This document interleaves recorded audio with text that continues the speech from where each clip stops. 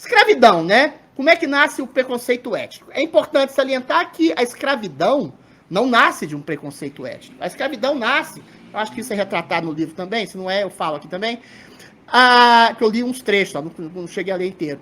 Ela nasce de conquistas, de povos. Os romanos dominavam povos outros, e esses povos eram escravizados. Inclusive, tinham escravos intelectuais.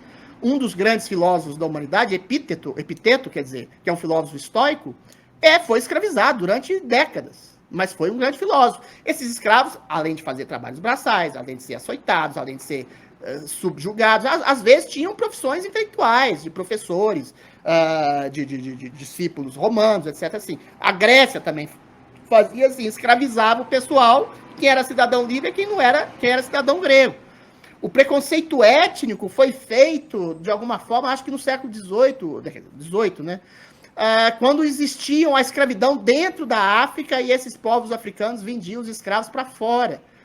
E aí, pela origem e pelo contraste entre a cor da pele, claro, a diferença sempre foi vista com preconceito, sobretudo a diferença étnica, era um preconceito terrível, e as pessoas, os escravos, os senhores escravos, os traficantes de escravos, sobretudo hoje, você tem casas maravilhosas lá no Pelourinho, a maioria delas é de traficante de escravo, lucravam com esse tipo de preconceito. Aí, mais uma vez, o Karnal, não sei se ele chegou a falar disso, ele tem razão.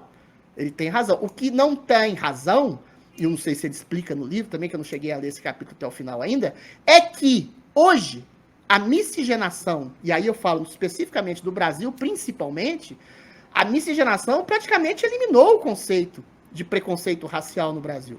Eu digo praticamente porque existe, mais uma vez. É claro que existem assassinos, estupradores, pedófilos no Brasil, tá? Vou falar de criminosos.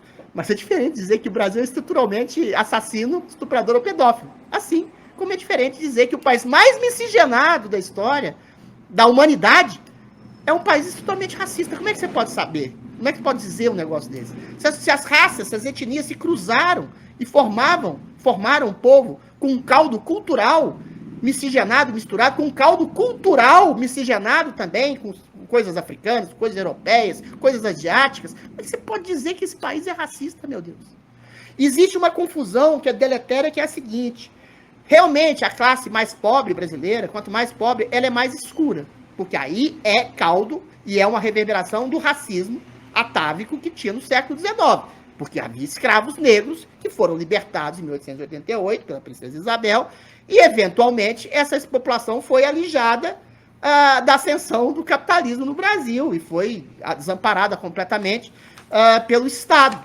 Então é claro que ela ficou mais pobre. Então tem a ver a questão da cor da pele ligada a uma pobreza maior. Isso é triste. Mas isso não quer dizer que a pessoa seja racista quando ela identifica, infelizmente, a pobreza com a cor da pele. Ou ela confunde, por exemplo, sei lá, um garçom que não é garçom, aliás, da cor negra, que está vestido de garçom e talvez seja confundido. Isso não é racismo, isso é uma confusão baseada numa distribuição socioétnica do Brasil. Que é triste, que é baseada na escravidão, baseada realmente num racismo histórico real que a gente teve no século XIX. Agora, dizer que a população é essencialmente racista, o que é racista? Racista é você humilhar, é você denegrir, que não tem nada de racista essa palavra, é você constranger, é você maltratar alguém pela sua cor da pele. Aonde você vê isso acontecer no Brasil? É raríssimo, você vai ver. Mas é pontualíssimo. É raríssimo. E como é que você vê que é raríssimo também? Porque é o país mais misturado da história da humanidade, meu Deus. É um país que você não sabe. A minha tataravó era negra. O meu bisavô era loiro de olhos azuis. Eu tenho ascendência islâmica, entendeu? De árabes, de libaneses. Eu tenho negro na família, tenho português, tenho espanhol, tenho tudo, italiano, tudo. Eu sou um caldo. Eu vou falar que eu sou negro? Eu vou falar que eu sou produto de racismo? Claro que não. Se as pessoas transam, se as pessoas se unem, se as pessoas convergem de todas as etnias, como é que você pode dizer que o Brasil é um país estruturalmente racista? Você tem, a única coisa que eu concordo é uma associação da pobreza à cor da pele ainda, porque é difícil sair de 100 anos, 150 anos que tem a abolição, menos que isso inclusive, de uma situação de pobreza extrema da população negra que foi abandonada à própria sorte, depois da abolição da escravatura, com uma ascensão econômica, é mais difícil acontecer. Mas esses negros que foram abandonados à própria sorte, infelizmente, desgraçadamente, pelo Estado brasileiro, eles se fundiram com os brancos. formando o caldo da maior mistura. Então, é claro que existe racismo no Brasil, meu caro Leandro Carnal, mas é pontual. Você não pode dizer que é um preconceito terrível. E aí, mais uma vez, movimentos raciais se colocam para falar em nome de pessoas negras para dizer que há racismo no Brasil. Aí você fica com medo de falar qualquer coisa contra, você vai ser processado por racismo. Aí entra a questão do vitimismo. É a pessoa que se coloca no lugar de outros, um negro que se coloca no lugar de outros, que às vezes, assim, negro quem no Brasil? Você tem 50% de pardos no Brasil, você tem 7, 8% de negros retintos, de fato, tá?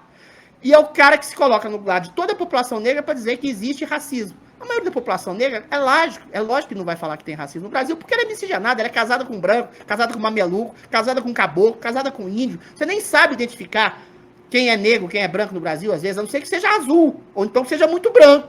Ou seja, aí você vai fazer cota baseada nesse falso preconceito. Como é que você vai fazer cota de um povo miscigenado, meu Deus? Com critérios raciais, eugenistas, terríveis. Qual que é a espessura do seu nariz, a grossura do seu lábio, a quantidade de melanina na sua pele, ou pior, como fazia o UNB, qual é o movimento negro que você participa? Ainda tem uma questão ideológica para definir ou não a sua cor de pele. É completamente louco isso. Então, é muito mais grave a questão da separação racial promovida por um falso racismo estrutural colocado por intelectuais brasileiros e mundial, que importou esse tipo de racialismo dos Estados Unidos, né, do que um racismo real. Racismo real é muito simples de você observar. Quem chega lá, xinga um cara porque ele é negro, é racista. Quem bate numa pessoa que é negra porque ela é negra, é racista. Quem tira o emprego de uma pessoa porque ela é negra, é racista. Quantas vezes vocês viram isso acontecer no Brasil? Praticamente nunca. Porque é muito raro uma pessoa racista. Assim como é muito raro, graças a Deus, uma pessoa que estupra ou assassina alguém. Existem criminosos e vai haver o resto da vida. Mas é raro fazer aqui. Agora, a gente fala, fazer dessa raridade uma compleição universal no Brasil, fazer que todo mundo é estruturalmente racista, é patético. É absolutamente patético. E cria dissonâncias como as cotas de você separar pela raça um país miscigenado. Seria muito mais fácil fazer uma cota para pobre. Não é? Pobre pode ser branco, amarelo, vermelho, qualquer coisa, é pobre. Se ele tem lá uma ancestralidade, como eu tenho uma ancestralidade negra, se ele é pobre, talvez ele possa dizer que lá atrás a avó, a bisavó, a tataravó foi impedida de ascender socioeconomicamente pela sua cor da pele. Não é o que acontece hoje. Então, se a pessoa é pobre, ela ganha cota. Eu não sou um liberal extremo nesse sentido. Mas é isso que eu quero mostrar a vocês, como os falsos preconceitos reverberam em distorções da realidade, como essas distorções da realidade promovem cisões sociais, problemas sociais, questões de raiva que não havia antes, questões de universitários chegando e falar que todo mundo é racista, enfiando o dedo na sua cara, quando você não é. Assine o Fio Diário. Assim você vai ter acesso integral ao programa completo Adriles sobre tudo, além de outros diversos programas na nossa plataforma. Assine aí.